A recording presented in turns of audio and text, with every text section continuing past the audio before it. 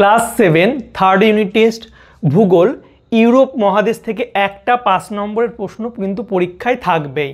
তো আমি তোমাদের মাত্র 4টে প্রশ্ন বলে দেব, এর মধ্যে থেকে পরীক্ষাতে দেবে। তো এই ভিডিওটা তোমরা অবশ্যই তোমাদের ভাই বোন থেকে থাকলে তাদের সঙ্গে শেয়ার করবে। এছাড়া তোমরা যদি বাবা মা হয়ে থাকো তো অবশ্যই বাচ্চাদের এই প্রশ্নগুলো অবশ্যই পরীক্ষার আগে করে যেতে বলবে, কারণ এর বাইরে থেকে কিন্তু পরীক্ষায় দেবে না। তো প্রশ্নগুলো দেখে নাও কী কী প্রশ্ন। তো প্রথম যে প্রশ্নটা সেটা হচ্ছে ইউরোপ মহাদেশের সমৃদ্ধির কারণগুলি আলোচনা করো। ভেরি ভেরি ইম্পর্টেন্ট প্রশ্ন, এটা দেওয়ার চান্স মানে অনেক। এরপর হচ্ছে 2 নম্বর, রুর শিল্পাঞ্চলের প্রাকৃতিক ও অর্থনৈতিক পরিবেশের বিবরণ দাও।